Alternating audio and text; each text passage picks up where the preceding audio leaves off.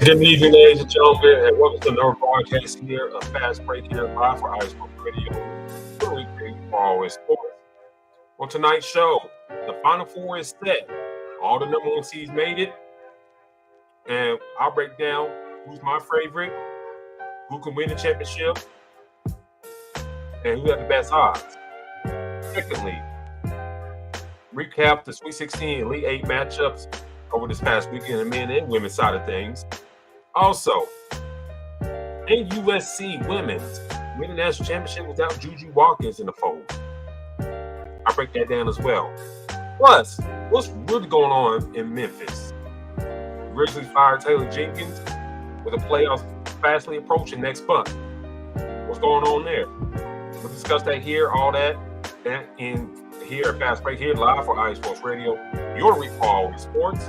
I'll catch you on the other side after these messages.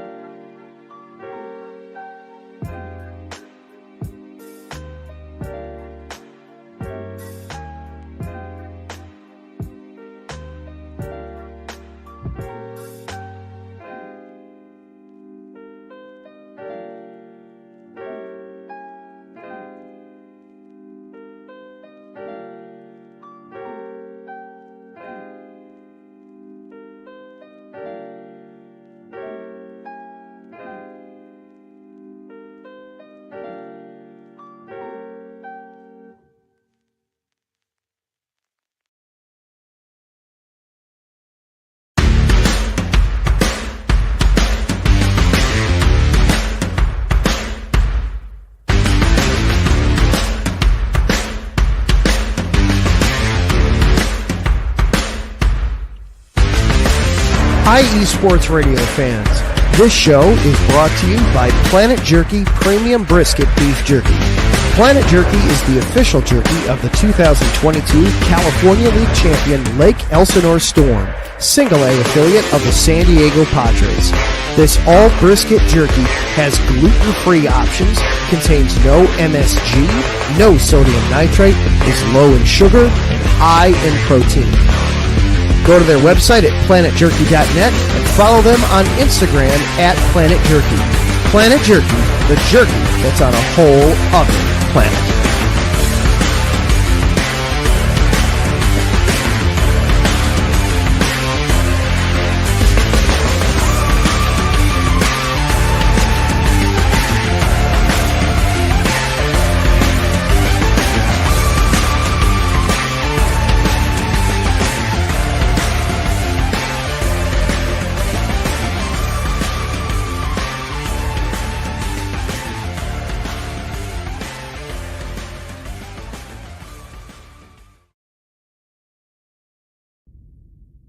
Rise and shine. It's 4 a.m. The stars are still out. The sun is beneath the horizon, but it's time to punch in and go to work. The comfort of your warm-ups turns into the grinding out of your reps as the clinking and the clinking of the plates create a symphony of euphoria. There's no other feeling like it. Earn it, burn it, and take what's yours. IE Sports Radio has proudly partnered with Vital Apparel, a brand that not only fits great, but also promotes and donates to mental health research. Use our code IESR to get 15% off their comfortable and inspiring gym wear and help them on their amazing journey to support mental health. Go hard, take part in your iron therapy, and be strong. Because when your mental health is as strong as you are, there's no telling how far you'll go.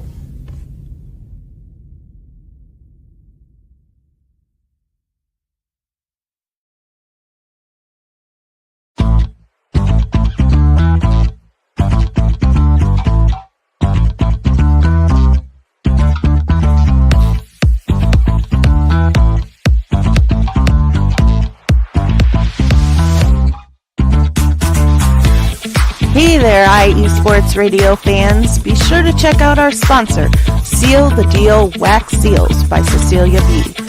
You just finished your very own wedding or baby shower invitations and you're looking for that extra special touch? Maybe you just wrote a letter to a relative or a friend and you want to add to their smile when they receive it. Then seal the deal with Cecilia's handmade sealing wax stamps for your invitations, letters, and gifts. You bring the deal, we'll bring the seal. You can find them on Instagram at sealthedeal_wax stamps and on Facebook, Seal the Deal Wax Seals.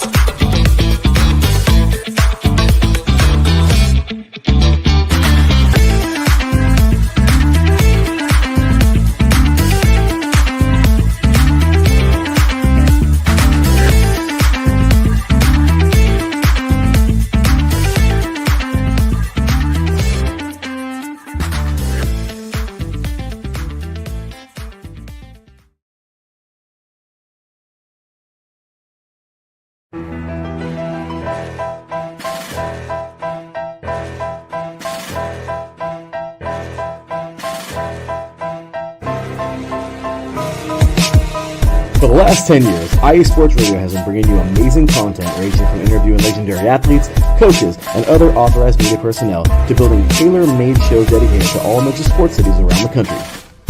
Make sure to follow us at IE Sports Radio on X, Instagram, Facebook, TikTok, and YouTube to keep up with the latest in sports and with all of our shows.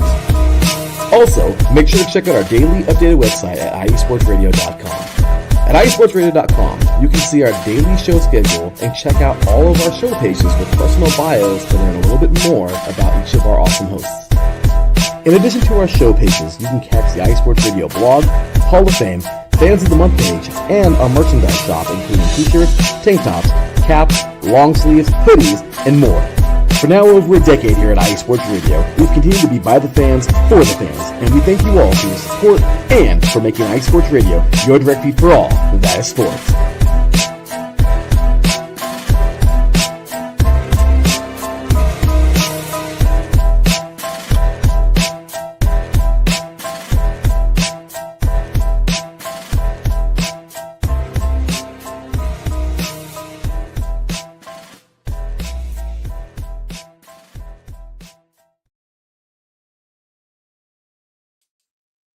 And welcome back.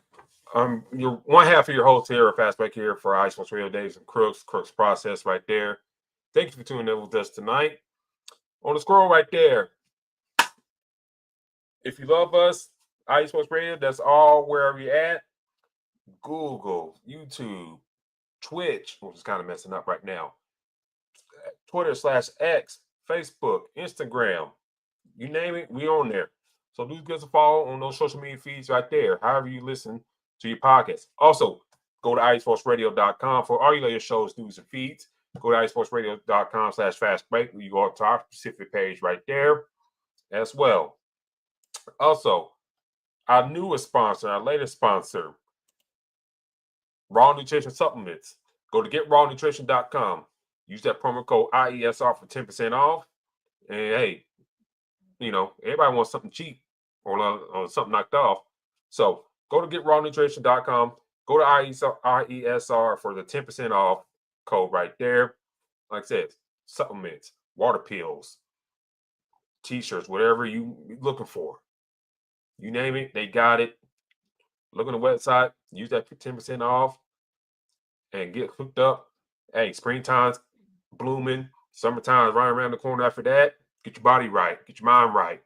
So go to getrawnutrition.com, use that promo code IESR10 for 10% off. Also, if you love the show, you love us, love me, love D-Locke, who will be back with us next week, then support us. Love us. Spend $5 a month on us. Go to Spreaker.com/podcast/fastbreak. Our number right there gives shows love, support, exclusive topics we put on there. Exclusive topics. Where it may be in the NBA, where maybe college basketball, men's and women's side of things, administrative stuff. Who knows? But give us some support right there. Spreaker.com/podcast/fastbreak. Donate $5 a month. Ain't breaking the bank. About cost as much as a Peacock prescription. So why not do it for us? So go right there to that website there to hook us up. Now, before I get started, and I saw this when I was running through the commercials, Mr. Marcus Los, great. Why, dog? Why you had to bring it up? I had a decent day. Had a decent day at work. You know, I put the game in my mind. You know, I rarely get smacked like that in a sense. We ain't get smacked, but you know, get smacked like that in a sense. Compared to maybe like lose by 3 points or so, and you know, Alabama just like 10 free throws, and you know, you lose the game by 3, and you be mad and stuff like that. But you know, it is what it is. You know, y'all see the little poster here. You know, all these guys here. It is what it is. I can't. I'll say this. I'm 37 years old. 37 years old. The first time in my life that this Alabama men's basketball has been back-to-back Elite Eights like this in my lifetime. They made it before all those years ago. Was it 2004? Yeah, 2004. And eventually lost to UConn in the Elite Eight. And then after that, they never got to that level again. So, you know, for them, when Nate Oates got in charge and stuff like that, for them to kind of have to sustain success and stuff like that, you know, it's just, I'm mad that they lost. Yeah. Mad against Duke. Yeah. Yeah, I'm mad they got some favorable calls every time they kind of get bumped and fell down. Like that. They got a call. Yeah, I'm kind of upset about that. Am I upset that, you know, LeBron Fallon and Aiden Holloway can't defend screen and rolls for nothing for save their life? Yeah, I'm mad about that. And I'm mad about Big Cliff can't defend the post for nothing and let the big man from Duke, I forgot his name, escapes me right now, for nothing. Yeah, I'm mad about that. But you know what? I can't. I'm cool. I'm cool. Great run with this crew. Mark Sears and company. I can't be mad about it. Tip my hat to Duke. They kept them under 65. That's what you got to do. You can't get in track meet with Alabama. And you know, credit to the Duke Blue Devils and John Shire's first Final Four bid with him at the helm. Now, having said that, you know, and get to my topic here. The Final Four is set. The matches are set right there. Duke versus Houston will be the main event on Saturday next week. Florida versus Auburn leading the tip-off. And let me talk about this Duke versus Houston matchup. This quick thoughts real quick. I know Alabama, watching the Alabama game, it made me mad that Alabama didn't put more pressure and stuff like that on Duke, on the ball handlers, because even towards the end of the game, when they stopped putting pressure on those dudes, like, damn, these dudes creating turnovers and stuff like that. I'll say easy, but they're getting turnovers. I was like, damn, me and my dad watching the game, like, damn, what's Oates or what's his assistants, telling Oates, hey, man, why are we not pressing a little bit more? Why are we playing like lax? Why are we letting them calmly bring the ball up and stuff like that? We go 10 deep on that stuff. Rotate guys out. Yeah, I say that because when they play Houston this upcoming next Saturday, there ain't gonna be no easy breaks. Let's be real about that. Kevin Stetson and the crew, there's not gonna be no easy breaks defensively for Duke. We're gonna see what Cooper Fed really about when that pressure meets the grain right there. The kid, let's see. Trying to pull his name right now.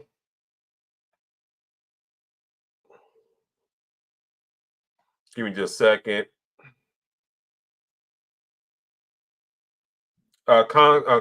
Knemple. We'll see when he get a little pressure on him and stuff like that. When you try and drive the lane, how tough it's gonna be. What's that big man's name? Kamal Mileage. How many points he gonna get down low and stuff like that at ease that compared to he did out against Alabama? It's gonna be tough for them. Yeah, you have more of a worry about the offensive juggernaut with, you worry about the offensive, momentum of Alabama, what they could do. Now with Houston, it's like a different side of the spectrum. I'm not saying Houston can't get got; they can get got. Yeah, they got by one of the teams in the Final Four. I'll talk here momentarily. But for Duke, they persevered before Auburn. When they played Auburn and Cameron, they persevered through that, which I thought when Auburn came out like game busters early on in the year, I said, "Oh damn, they might beat the brakes out too." But credit to Duke, they kind of weathered the storm and beat Auburn. Houston, different animal. They manhandled Tennessee tonight.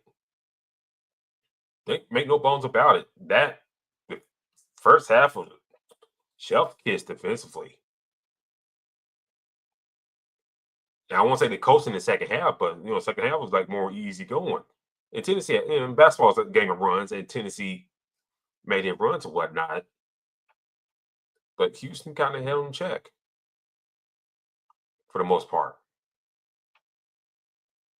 So, if I had to choose early on, like between Duke and Houston, it's like the top of my head, that's like tough. It's tough to decide. Yeah, Houston can come out, play great defense, play the great full court or 3-4 press, whatnot, and kind of keep Duke contained. Make those guys, let's be real, Marcus, you may agree with this if you're still in the chat. They ain't really got no real ball handler on that Duke squad like that. I mean, guys can handle the ball, but you talking about like a guy take it inbound, you just pivot foot, turn, face the court, and use his hands to get the court. I don't think they really got that type of dude. Some y'all Duke fans probably come and say like, "Ooh, you got Proctor, Cooper can handle the ball, Canaver." It's not really like that.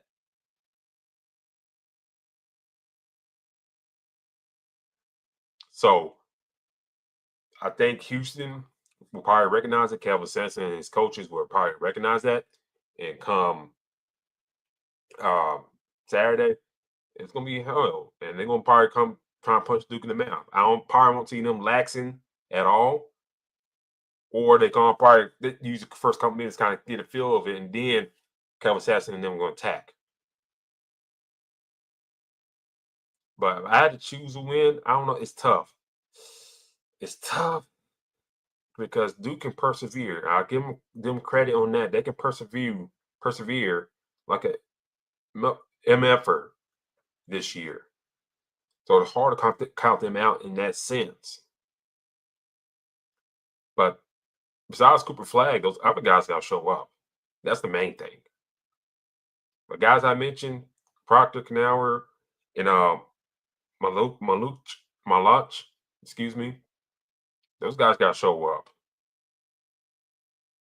But right now, just kind of thinking of the top of my head right now, early on, I got to go with Houston. But it'll be a close game though.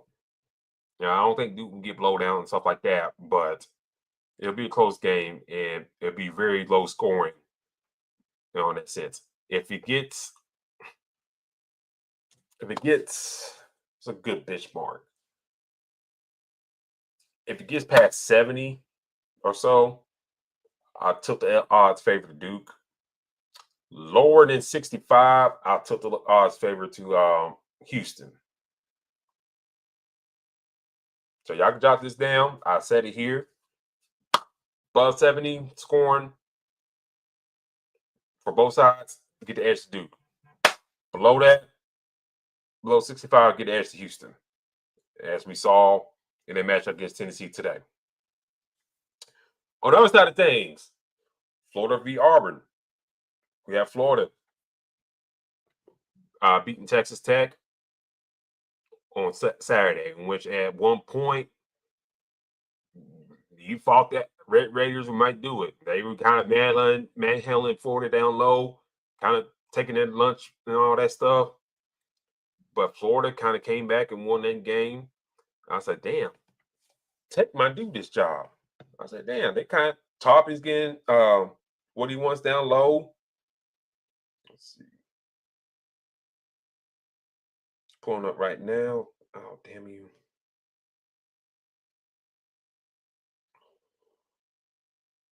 Like Toppin was getting what he wanted down low.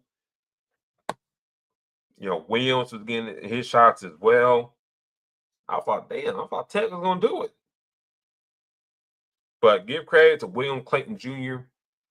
30 points for him, 3 for 8 for three-point land, 13 and 4. I always stress by free throws.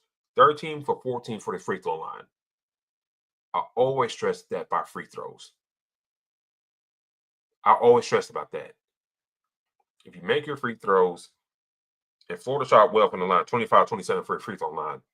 And if you're going to play a team like Texas Tech, going to play tough, play inside, especially in the second half, kind of open up yourselves in the three-point line, you got to make your free throws in tight fest and contests like this. And I give credit to Florida, 25-27 for the free throw line. You can't take that away for them. They out rebound the Red Raiders 39-31.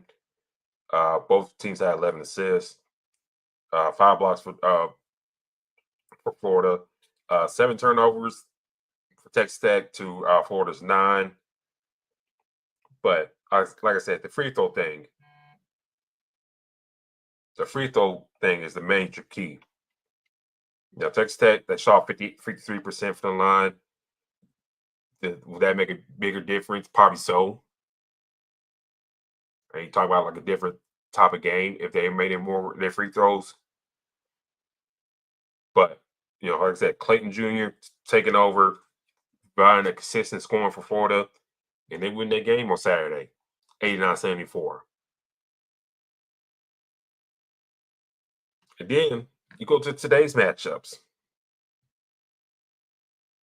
Like I said, I talk about Houston. Masterclass in that first half. They stifled Tennessee's offense, and Tennessee never recovered, especially in the second half. Second half, they made a little run, but like I said, it's just like they like so much in a hole that they couldn't dig themselves out of.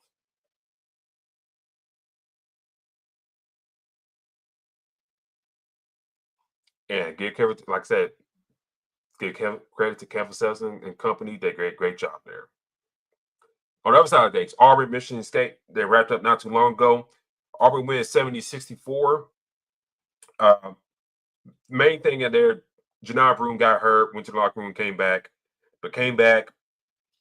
And he finished with 25 and 14 rebounds. Hell of a game for him. 2 for 2 for three-point land. I know people are trying to put Cooper Flagg as the player of the year, but Broome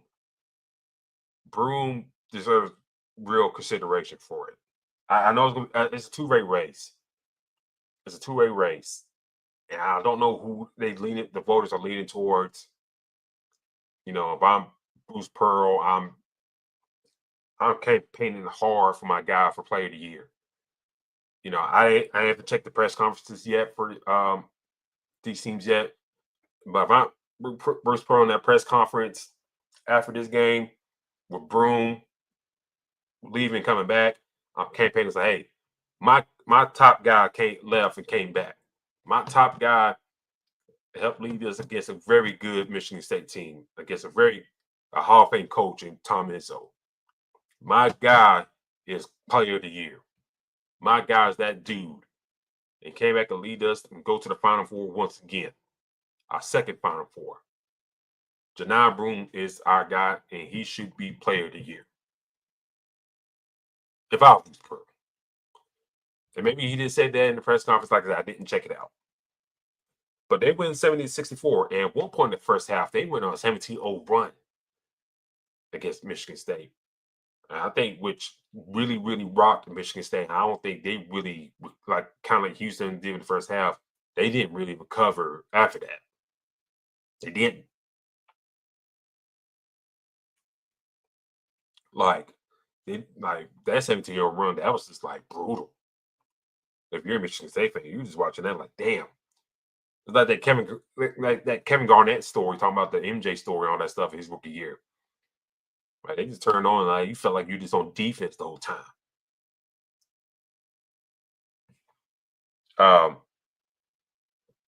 10 points for Petford off the bench for Auburn.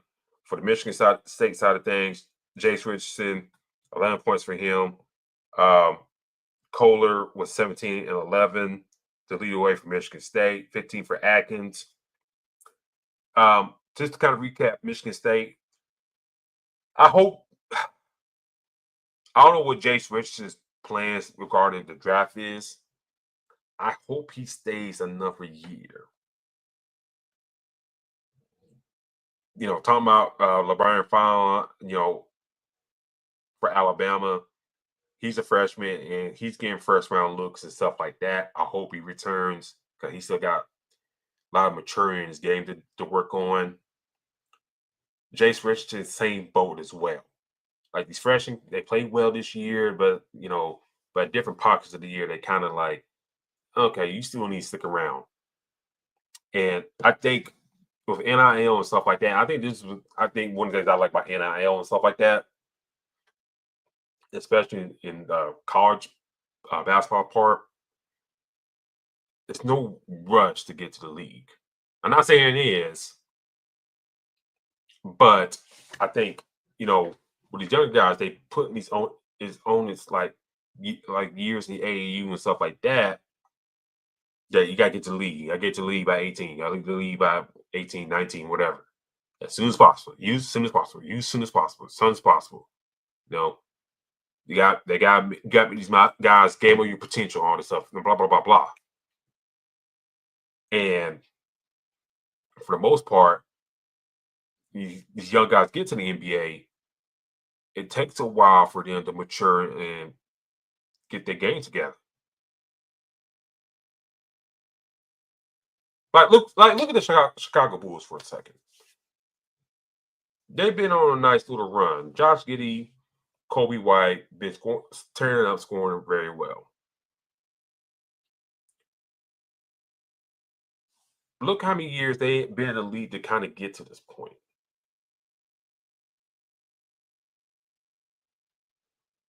In the years previous, we've seen pockets of their excellency in years past. And then, they do well, okay, do okay. Then there's like a big old dry rut right here. And then they do well, dry rut again. And then you kind of see the maturation, the process of things. Especially Josh Giddey. He's almost like a walking triple-double in a sense. Kobe White.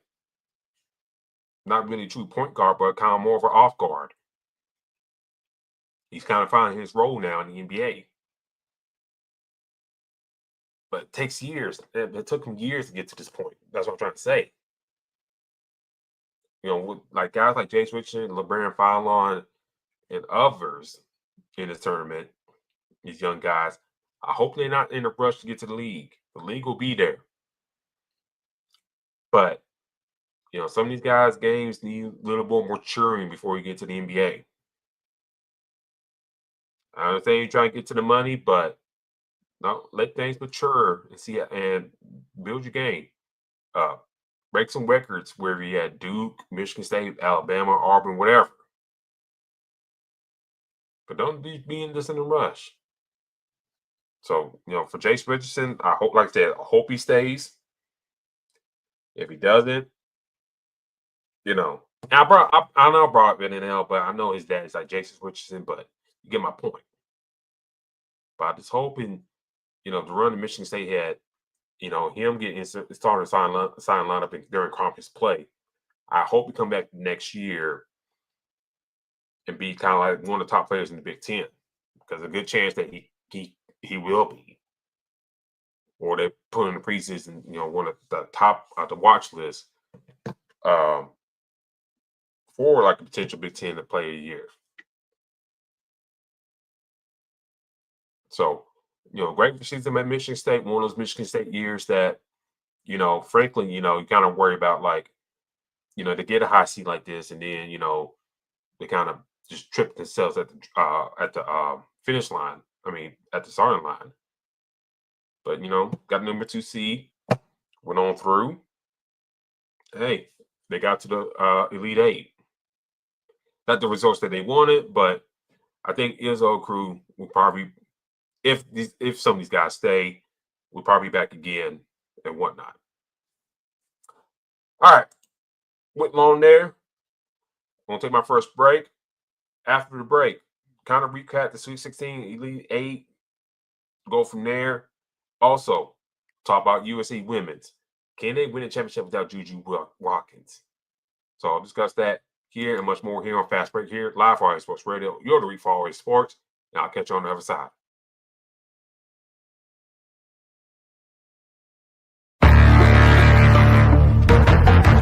The roar of the crowd, the drama and pageantry, the adrenaline rush and decadence of the world of professional wrestling. Join yours truly, the SoCal Saint, for the best pro wrestling podcast going today, the IE Wrestling Show, exclusively on IE Sports Radio, your direct feed for all that is sports. Join us every Wednesday from 12 p.m. Central Standard Time, 10 a.m. Pacific Standard Time, 1 p.m. Eastern Standard Time. Once again, every Wednesday, the IE Wrestling Show. It's just too woo!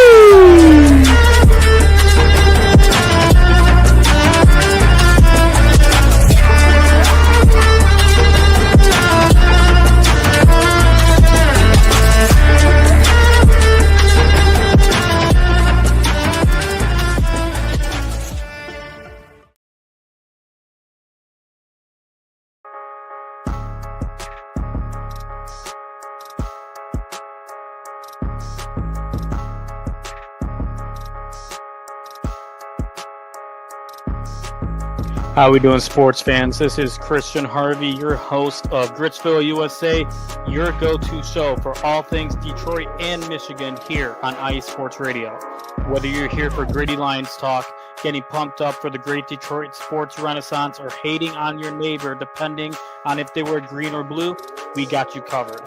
Whether you're in the East, West, or Central, we got you covered. Join me as we tackle through all that the great state of Michigan has to offer in the world of sports.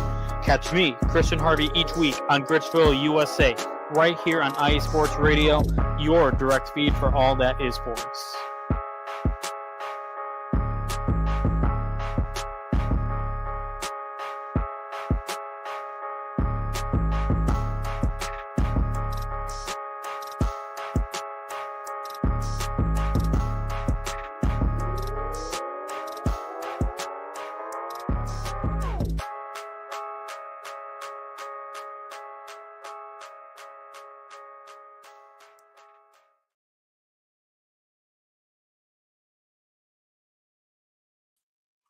And we're back. Thanks for tuning in live with us here at Fast Break here live for iSports Radio.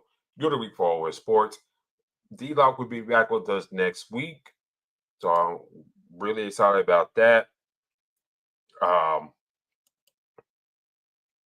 Here for next week's show. Kind of recap real quick. Sweet 16 Elite 8 recap real quick. By the way, want to talk about this.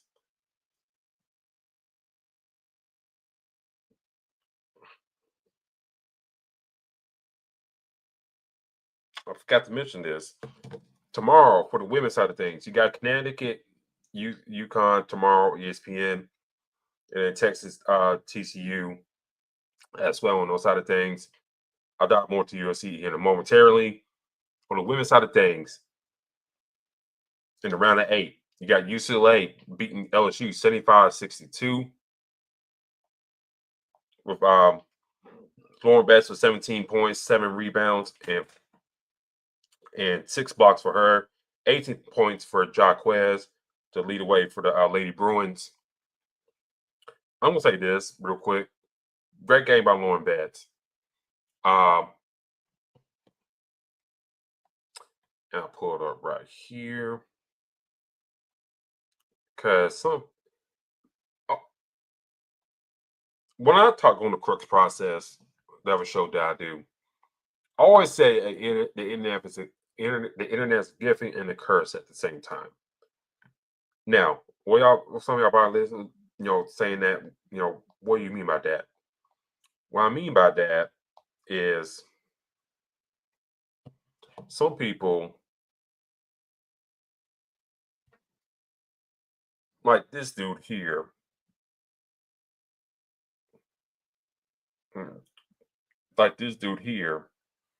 named Vince Langman, who somehow has 300K followers on X/Twitter, or 340K, excuse me, on X/Twitter. Now, why I bring that up? Because misery loves company, and people who think alike follow each other. And this guy is a Trump supporter. Whoever you follow is who you follow, but as you know, people in that boat kind of do the extreme to the extreme. Lauren Betts had a great game. Me and Terry Rodriguez, a couple weeks ago on this broadcast, talked about, like, this is before the JuJu injury, of course. Talked about,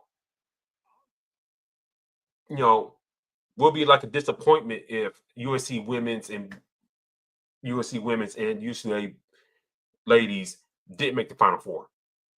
Because let's be real, they're top 2 teams in the country, bar none. You can talk South Carolina, yes, they do deserve their flowers. Talk about UConn, they deserve their flowers. Talk about Texas, they deserve their flowers. Notre Dame, deserve their flowers. All that. But the Lady Bruins, USC Trojans, I think, and Terry Rodriguez will agree, are probably 2 best teams in the country. And for the Bruins to make the Final Four, and for the Bruins to make the Final Four, and Lauren Betts get the shine taken away from her because some asshat make those comments about her, about her voice and stuff like that, it's Bush League. Her mom, friend of the show, follows the show on us right here, Twitter/X right there. The Betts family, all the kids are big and are like tall. Like her younger sister who's committed to UCLA is like at least 6'4", 6'5". She's 6'7". The youngest brother, I asked the mom about that. Follow Black Dash. Follow D-Locke right there, by the way. Accidentally clicked on that. But I asked the mom some time ago when I saw the son, clips on him and stuff like that. I asked her, like, dang, how tall is your son? And this is like, he's like 8th grade or so. And he's like 7'2". youngest son, the youngest bat son, he is 7'2". Let me pull it up real quick.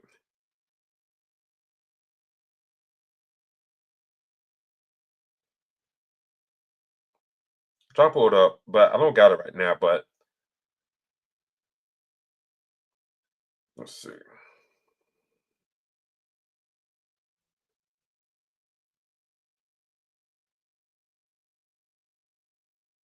I don't got it in front of me, but like I said, the kid's at least 7'2", 7'3". And yeah, that family's tall. Like I said, their younger brother, go look him up. He's about 7'2", 7'3". I think he just entered done his freshman year or going to his sophomore year, but he's that tall. And I think he'd be just about as tall as Victor Wembanyama by the time he graduates high school. And I think if he developed his skills and stuff like that, kind of like Victor, he'd potentially be a number one overall pick. We're gonna be real about that. Let's just put the bull job aside. And I talked about earlier before my first break, about these young kids, stuff like that. Him, probably will be a one and done player. Where he play, I don't know. But hopefully not from Mick Cronin. Hopefully not from Mick Cronin. I hope not. But anyways, wherever he goes, but wherever he's gonna be at, he'd be one and done. He'd be first overall pick, depending, how things go. If he showed potential like Victor Wembanyama is, and what Victor has done the ground running in San Antonio, if he's like that or show that type of promise, then he'd be first overall pick in the next few years. Yeah, Mama Bess, she follows the show. And I had to stick up for Lauren because that douchebag made those comments about her daughter. And I hope they sue, because that's slander. And Mama Bess don't play about her girls and her children. You know that. She don't play about her kids. Yes. Back to this though. First ever Final Four appearance for the women's basketball for UCLA. Yes. The first, I think, first of many. Let's be real about that. The first of many for UCLA.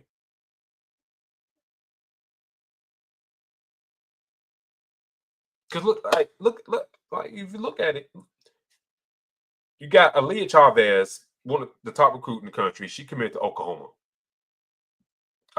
not too long ago. So Oklahoma, about in time, probably competing like one of the top teams, but South Carolina will still be on top. LSU will still be on top. USC, I'll get to them here in a second.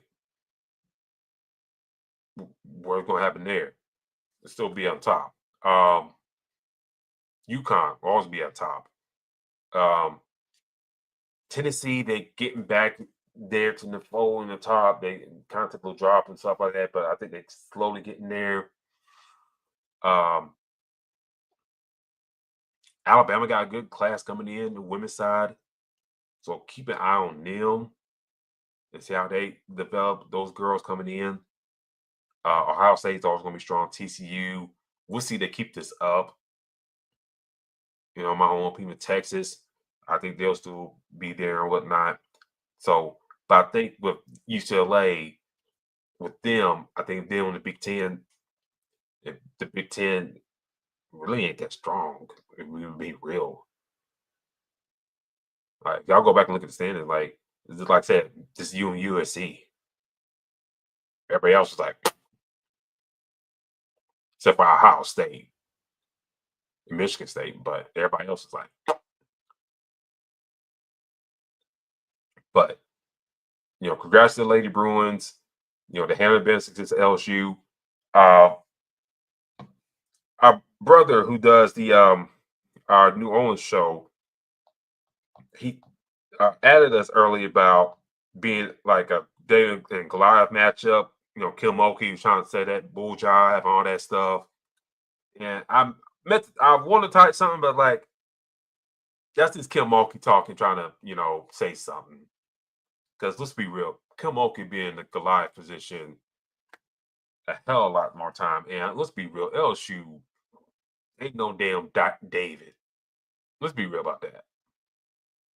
And can we be real about that? Like Kim Mulkey and company, or Kim Mulkey coaching, they ain't gonna be no damn David situation. Now, was she trying to do that to throw a jab at Lauren Betts? Probably so. But come on, she should know better than that. She trying to treat LSU like a damn David. You know, this is like, I said, nah, it's not. Let's be real about that. Now, I got that out the way. Congratulations, UCLA beating LSU. By the way, Flauja Johnson, 28 points for LSU. Next person, Morrow had 15 for LSU on that side of things. Other side of things, South Carolina barely hanging on against Duke, 54-50. 14 points for kids, 12 for Vic Fegan. South Carolina back to the Final Four for the chance to repeat once again. And, for Kara Lawson and Duke and whatnot, I think great for them. Great showing for them. The free throws got to get better. 7 for 13 for the free throw line. That's not going to cut it. But I think for Kara Lawson, I think you got something to build on. I think she's done a great job with Duke. I hate saying that. But, I like Kara Lawson. So I think she's doing good things there. Just got to maintain success. You beat your arch rivals in the Sweet 16 to get to this point. Can you continue on, build that success? So, your arch rival's going to be there. It seems like you'll be competing for years on down the road. Miami. Trying to pull up things real quick. If I go back to the standings real quick.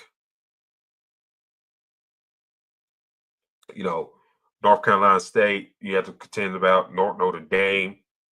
You got to contend about Florida State. North Carolina, Louisville, and after that, it's just a bunch of, I don't say scrubs, because Stanford's always been good. But after that, everybody else is up. So Kara Lawson can stay above the teams I just mentioned. I think she'd be good. Of course, you're going to be the top, but you kind of stay where you're at. Make Elite Eights, Final Fours, win championships. I think she'd be good there. Now,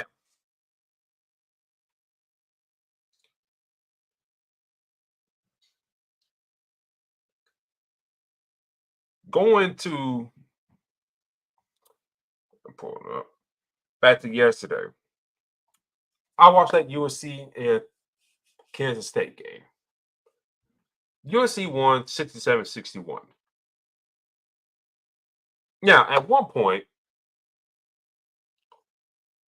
I thought USC was going with the bed. They were turning the ball over and stuff like that. And, you really saw the void that JuJu left. Like, there ain't nobody else there to kind of carry the load. I mean, Kenny Smith, Ariel Howard, Rhea Marshall. Yeah, they were there. But you sense that void. That you sense it.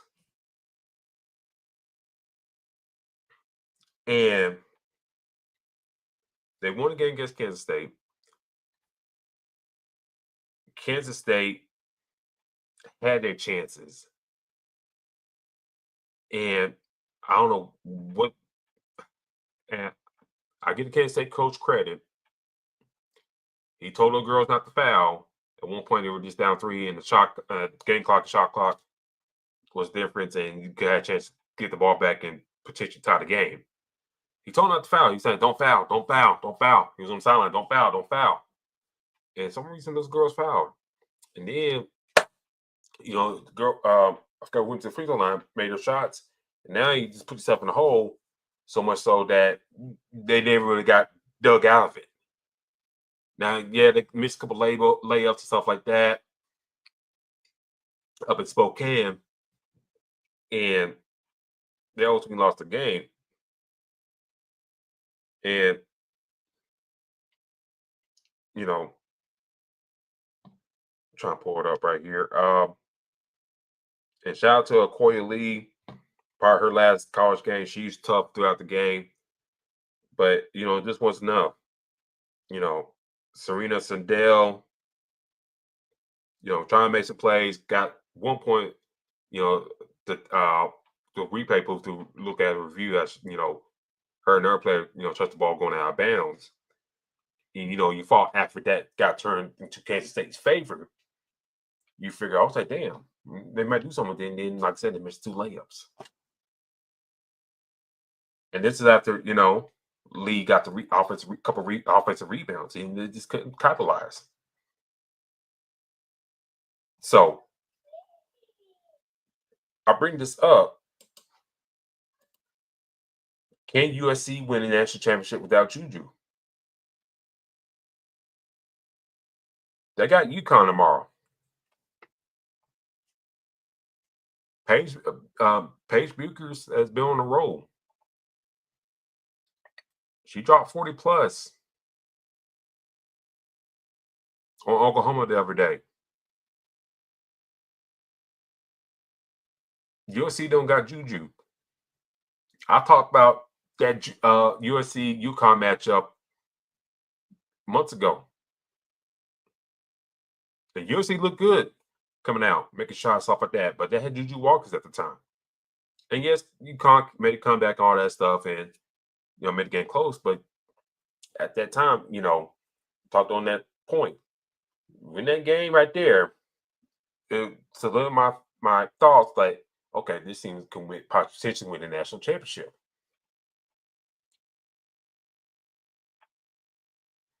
Now you don't got JuJu. She got hurt against damn Mississippi State when they blowing them out. But she got hurt and tore ACL. Like Marcus, it's sad about JuJu. Yeah, it sucks.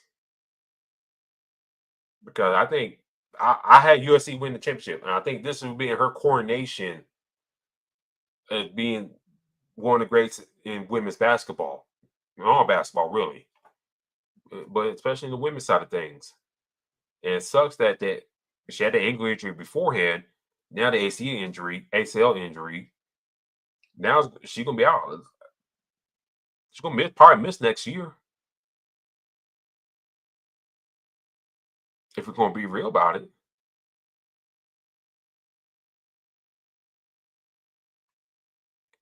And we always talk about here about USC women's. Like Terry Rodriguez, like, can some of these other girls show the fuck up? Can they help shoulder the scoring load along with JuJu? And tomorrow night matchup, it's got to be a collective effort. It's got to be. Whether down low or the guard spot.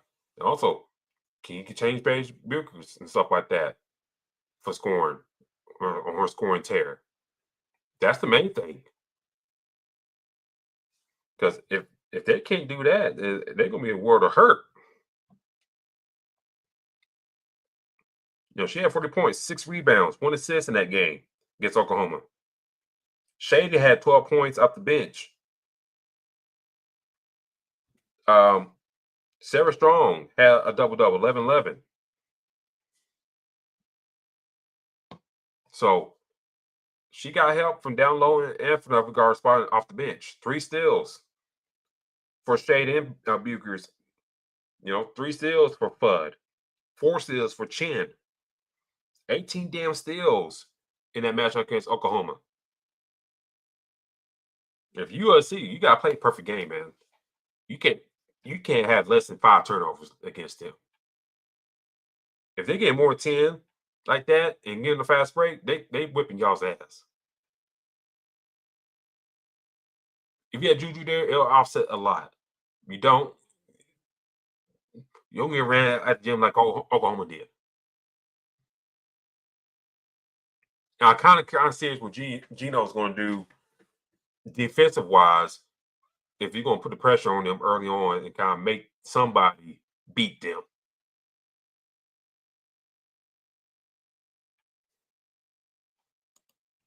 And yeah, we talked about like 2 weeks ago that UC goes far as JuJu takes them. I like for UC to make me eat crow. Yeah. And like I said, those other girls, they got stepped to the plate. If they don't step up to the plate, then it sucks that all the success, all the accolades, winning the Big Ten, getting the number 1 overall seed, all that stuff, it sucks to go with the smoke up like this. But you got to play the game. Got to play the game. So tomorrow's night matchup is going to be very interesting to see, what Gino does. I won't say what he does defensively against USC. That's my main thing. Like, what are they going to do defensively against USC? Are they going to put the pressure on early? Kind of like what I said about Houston and Duke. That particular matchup on Saturday. Is Calvin Sesson going to, lax things, or you gonna put the hammer to him early on Duke and make those guys try and handle the ball? You're gonna create a chaotic mess against Duke. Is Gino gonna do the same thing against USC women's and make a chaotic mess on them without JuJu there? If I was him, I would.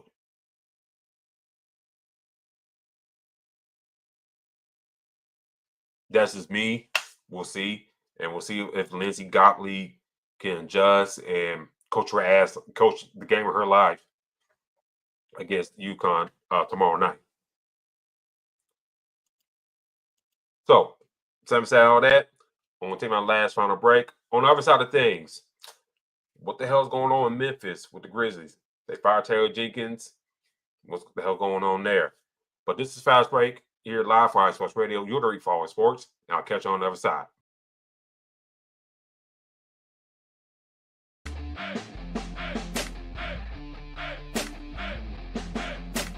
What does he want on the head?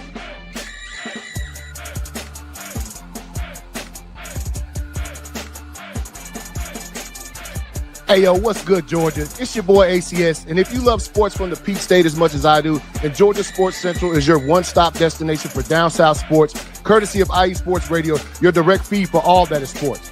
Are you a Yellow Jacket at heart, or do you bleed the red and black of the Bulldogs? Do you keep it true to Atlanta with Trae Young, Capella, and the boys? Do you rise up with the Dirty Birds on Sundays? Are you excited to see what the future holds for Michael Penix Jr., Bijan, and the rest of the Falcon squad? Do you live at 755 Battery Avenue? Do you rep for Albies, Acuna, and the rest of Braves country? If so, then let's get united every Wednesday for some Braves, Hawks, UGA, Georgia Tech, Atlanta Dream, Falcons, and more on Georgia Sports Central, only on IE Sports Radio, your direct feed for all that is sports.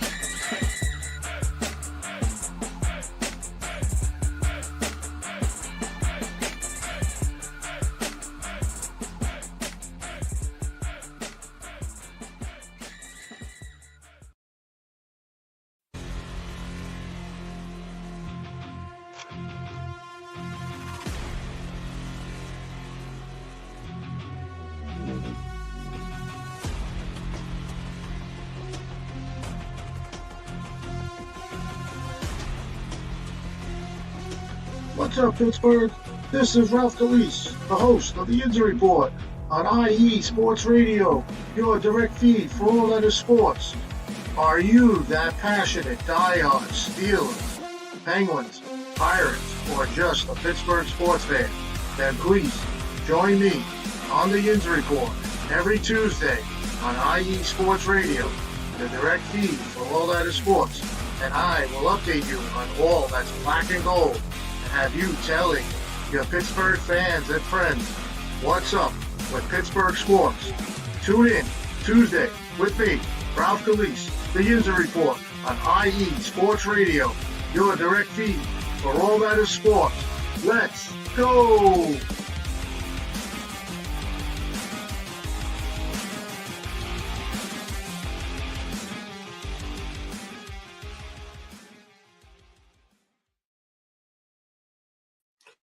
And we're back here. I'm the Crooks process. Davidson Crooks here. D-Locke will be back with us next week. Great timing because we'll talk about, the first matchups of the Final Four, men's and women, talk about that. Get his thoughts on the tournament as a whole while he's been out. And, dig deep and, catch up on a lot of things that, bring his thoughts back into the fold and things, stuff like that.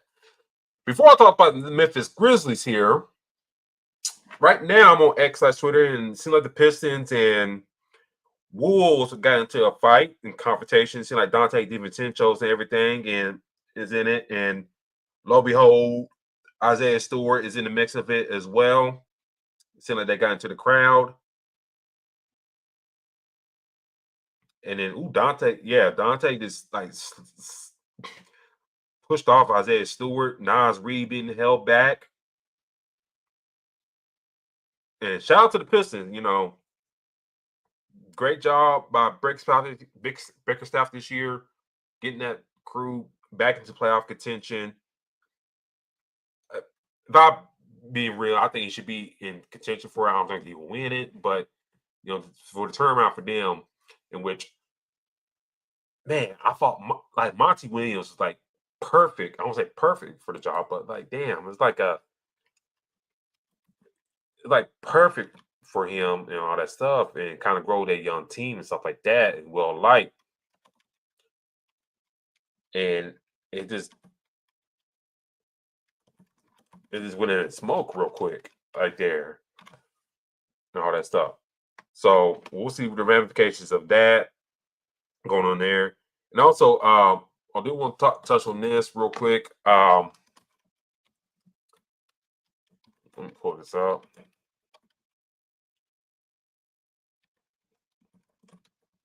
I guess it's been really made official by Villanova here. But Kevin Willard, he's been hired as the new coach at Villanova. As y'all know, some of y'all know or don't know, Kyle Neptune was the coach there in Villanova for the past 3 years, and it just never really went the way that it should. As like sometimes it looked good for Neptune at times, and other times it's like with the bad. And I think that job after Jay Wright, I think it's like maybe a little too much for him after him. Maybe starting off something like a lower level and then building himself up would probably be the smarter play for him. Going that route. I think Kyle Neptune would be a fine head coach. Don't know where he's letting his feet at though. He's just 40 years old. And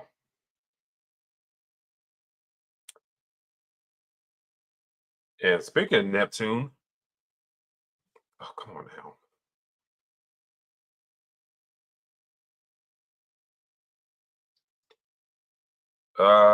No. Now, all across all, he's on CBS to talk about the tournament. So,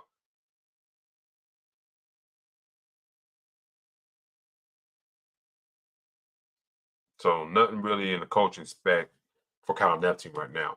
But Kevin Willard goes to Villanova, was the head coach for Maryland for the past few years. For me, my immediate thoughts on it, I felt he left a lot on the table at Maryland real quick. But, if they need stability and more consistency in Villanova, I think this is a good move to get. Now, I say that, left a lot of table at Maryland. I think he could have recruited a little bit better there around that area. And, yes, he's going to Philadelphia and whatnot, but you still can recruit down that area. So hopefully he can, still use those connects and stuff like that down there to still get good talent and stuff like that. And yes, I know the transfer portal's there, but a lot of those kids coming up in that area. We talk about the DC area a lot in basketball. The talent that has sprung out the past 20 years. You can't burn that bridge. That's all I'm saying. DC, Baltimore, the Virginia area, all that stuff. You can't burn that bridge. So for Willard, I think it's a good move. It makes that Big East a little bit more tougher. If you look at it now, the scope of now, Rick Pitino, his son got a job at Xavier. Richard, Doug McDermott and Creighton. Willard now at Villanova. So the Big East kind of, getting tough once again. But like I said, this Final Four, like I said, good move for Villanova. Like I said, I think a lot to be left to desire for him in Maryland. And speaking of the Maryland job, Steve Blake, NBA veteran, played for the Blazers, Lakers. Who else he played for? Blazers, Lakers. I feel like I missed somebody as well because he's been around. The Wizards, got them. And I feel like I'm missing somebody real quick. But anyway, Steve Blake. Let me pull this up.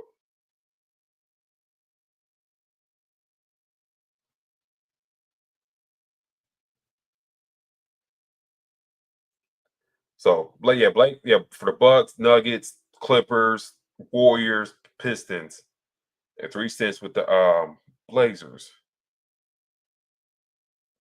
At one point, he was assistant coach for the Trailblazers and Phoenix Suns. So that's the last we heard about that. But Steve Blake went on Twitter advocating for himself for the job. I'll say, cool. We'll see how that goes. Grievous Vasquez, he put his name out there as well. So, hey, those old Terps want that job. And, some people say, what about Juan Dixon? What about Juan Dixon? Juan Dixon was a coach. I forgot where he's a coach at. He was a coach at, I think, Townsend, I believe.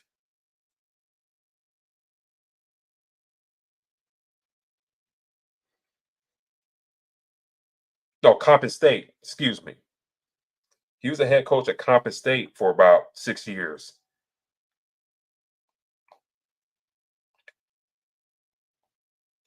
So he was a head coach there. Really never amounted to nothing. And he was gone after that. But he was the head coach for Compton State for 6 years. And I think if he would just had like half-ass success, they may get him a look there in Maryland. But since he really didn't do much with that there, I don't think they'll give him the call. I don't know if they get Steve Blake the call, and we'll see. Buzz Williams' name's been floated about it. Jeff Goodman brought that up, that Buzz Williams is looking to that job now, which is kind of funny that Buzz Williams will leave left Virginia Tech all those years ago to go to Texas A&M to be close to his family. And now he's trying to get back into that area for the Maryland job. Make it make sense, but maybe Buzz Williams kind of like looking around, it's like, damn, what else can I do at Texas A&M? Now we got Texas in the damn SEC. They hate our guts. They hire Sean Miller now, all that good stuff. I got to continue with Alabama, Auburn, Tennessee, Mizzou, Kentucky, Florida. So, maybe just go to the Big Ten and try to maybe build something there. Nobody really kind of scary there except for like Michigan State, Michigan. So if I can recruit well and all that stuff, maybe I can do well there. But I think Steve, if they're gonna do something, I think Steve Blake would be the guy for the job. I wouldn't worry about trying to get buzz wins, paying all that money. Get Steve in, former alumni, all that stuff. If Grievous Valdez is interested to come along as assistant coach, help around build that program like it was back in the day, cool. Ron Dixon got coaching experience, head coaching experience, bring him in as well as assistant if he's down for that. Cool. So I'm down for that if that happens. Now, before I close the show, I want to talk about this. What's going on in Memphis, ladies and gentlemen? What's going on in Memphis? Taylor Jenkins, he's out. After years at the helm in Memphis, it just seemed odd. You fired a coach before the playoffs start. John Morant, there's some things coming out. John Morant didn't like how the offense was going. You can argue sometimes you look at when John's out, they kind of play better. And stuff like that. You can argue that. But you like to have a John Morant on the floor. So it's just kind of like this yin and a yang what's going on in Memphis. I see right now Desmond Bain talk about it. It took responsibility and stuff like that. But also, you look at the body language, like how he's sitting, like, talking about it. Like, I don't like your body language talk about it.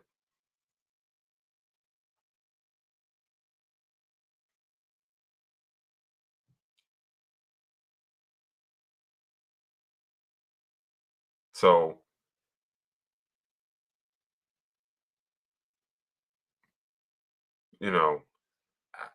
to see, it's I don't know. It just kind of seems odd to do this before the playoffs start. He had the most wins as a Grizzlies coach.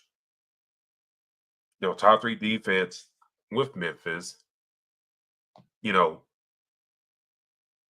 For him and his crew, assistant coaches, excuse me, they've done a really great job of cultivating the young talent they drafted and really kind of developed them as role players and stuff like that.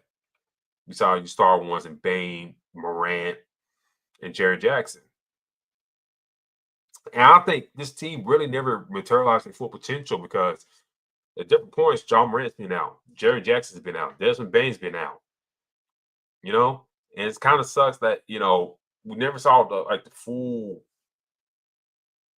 course of those 3 guys. I mean, we saw what we can do, but it's like come playoff time, we never saw the full development of this crew. Kind of like Zion and company down in New Orleans. We never saw the full development of that crew. Zion, Brandon Ingram, and whatnot. It's like look up, somebody's always hurt. Same thing with Memphis. Look up, somebody's always hurt. But different thing with Memphis and Taylor Jenkins, they just kept on going. Those guys still continue playing well. So it just kind of make you wonder, like, what's really going on in Memphis?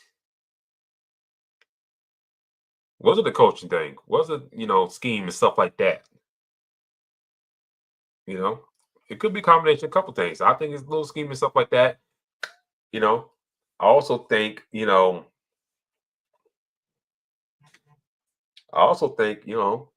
injuries and stuff kind of hampered things.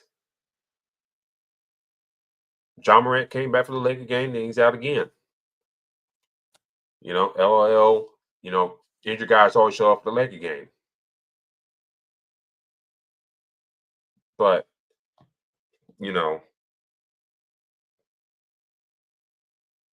it seemed like, they had to make the move now.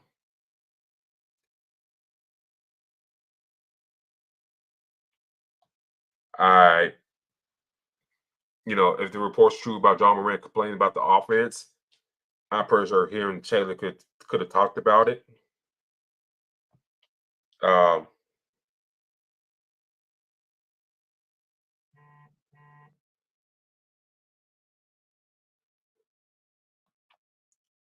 just not too much about it. So hopefully we hear more. Hopefully we hear something about these insiders, about the firing and stuff like that. All that good stuff. But we'll see what the ramification of this is. I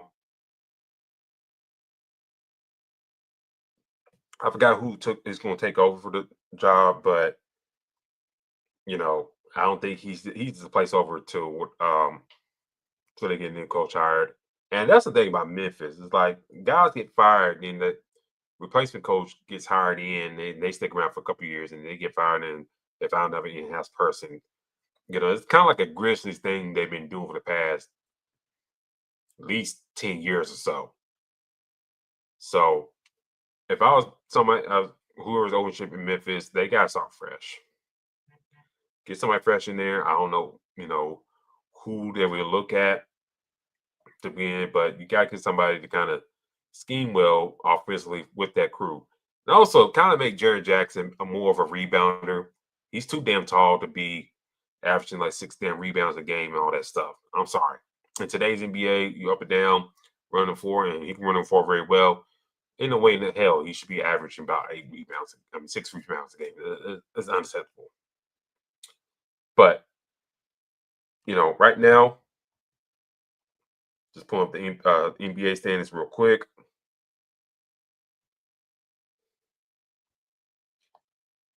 Memphis is 5th in the West. If the playoffs are today, they'll be playing against the LA Lakers. So, right now, you're still up in the standings if you're Memphis. Now, if you lose a couple games, you'd be down in the play-in.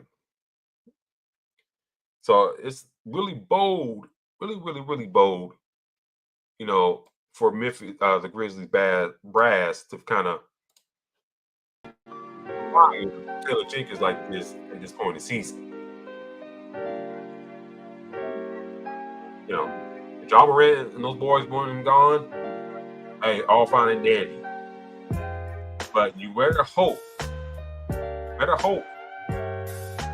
that this interim coach can turn things around and do something different. If not, if you get matched up with the Lakers or you fall down the standings or whatever, or you get matched up with Denver in a 3-6 matchup or something like that, y'all done.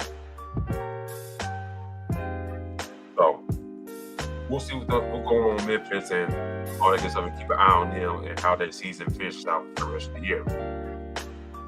But this has been our show tonight, ladies and gentlemen. Thank you for tuning in with us tonight. Like I said, our brother D-Locke will be back with us next week. That's his handle right there on Twitter /X at Black-813. Do follow our show handle at Fastbreak at ISR. That's Fastbreak ISR. Do follow me at Twitter /X at Spawn42. That is Spawn42 right there. Also, right here. Let me pull this right here. Spawn4288. Crooks Process. Follow me on Twitter. On Instagram, Facebook. Post some contact there. Post little videos, stuff like that. So follow me on there on Instagram /Facebook there. Like I said, us, iSports Radio, all your social media feeds, X, IG, Facebook, TikTok, YouTube. Go to the website, iSportsRadio.com. Go to our website, our Pacific website, iSportsRadio /Fastbreak as well. Also, we're on Blue Sky as well for iSports Radio. So don't let that Blue Sky app. We on there periodically. We'll be trying to post more in there as well. I know social media feed as well. Yes, I know. But do follow us on Blue Sky as well. But until then, ladies and gentlemen, next week, the Final Four will be set for the women's and men's. Like I said, do follow us on Twitter /X. I'll be live tweeting the USC UConn game, see what they're going to be about. Until then, ladies and gentlemen, like I said, D-Locke will be back with us next week. Lots to talk about, lots to discuss. Until then, talk to y'all later. Peace.